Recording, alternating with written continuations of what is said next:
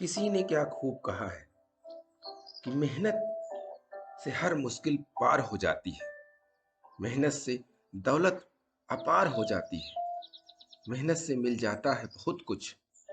मेहनत से पूरी हर दरकार हो जाती है। नमस्कार दोस्तों, मेरा नाम प्रेम प्रकाश पांडे है। आज अपने चैनल पर एक नई बेहतरीन प्रेरणादायक कहानी लेकर के आया हूँ।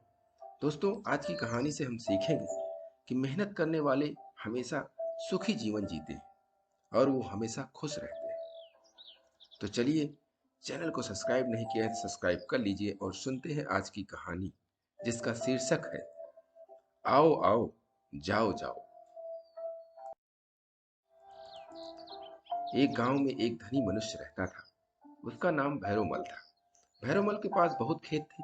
उसने बहुत से नौकर और मजदूर रखे हुए थे। भैरोमल बहुत सुस्त और आलसी था। वह कभी अपने खेतों को देखने नहीं जाता था। अपने मजदूर और नौकरों को भेजकर ही वह काम कराता था। मजदूर और बाकी नौकर मनमाना काम करते थे। वो लोग खेत पर तो थोड़ी देर काम करते थे, बाकी घर बैठे रहते, इधर उधर घूमते या गप्पे उड़ाया करते थे।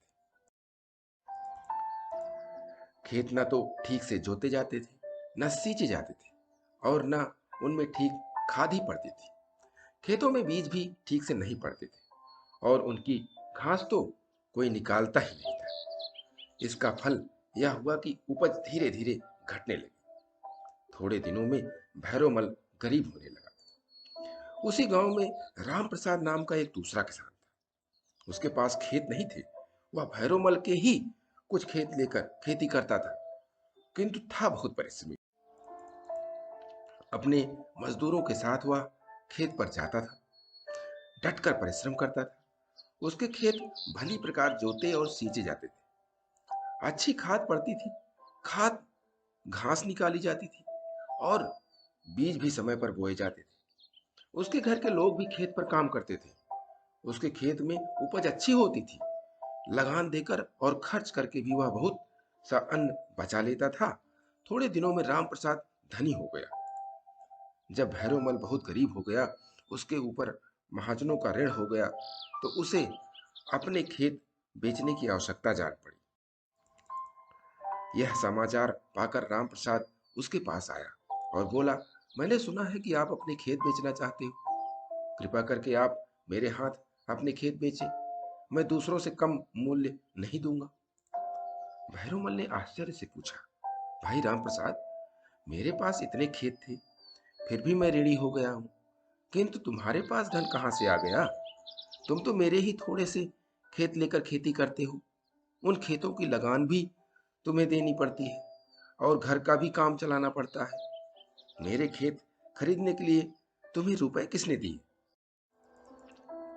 राम प्रसाद ने कहा, मुझे रुपए किसी ने नहीं दिए। रुपए तो मैंने खेतों की उपज से ही बचाकर इकट्ठे किए हैं। आपकी खेती और मेरी खेती में एक अंतर है। आप नौकरों, मजदूरों आदि सबसे काम करने के लिए जाओ जाओ कहते हैं।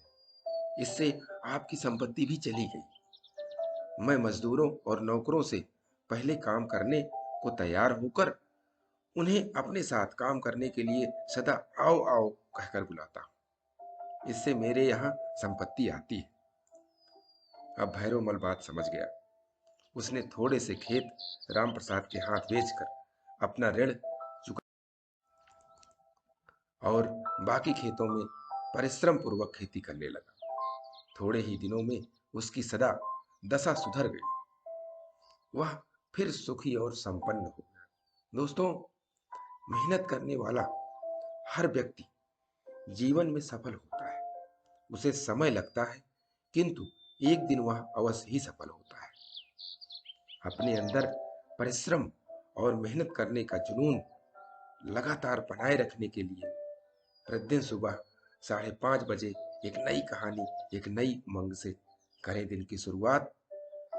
तब तक के लिए छोटों से मिले प्यार और बड़ों से मिले आशीर्वाद और भगवान के सहारे के साथ यही कहूँगा जो हमेशा से कहता आ रहा हूँ, काम तो सभी करते हैं, पर काम करो कुछ ऐसा कि उदाहरण बन जाए। दोस्तों, ये छोटी सी स्टोरी आपको अच्छी लगी तो लाइक कर दीजिए, शेयर कीजिए अपने इष्ट मित्रों में भी, और कमेंट जरूर करिए। और चैनल को अभी तक सब्सक्राइब नहीं किया है तो सब्सक्राइब कर लीजिए।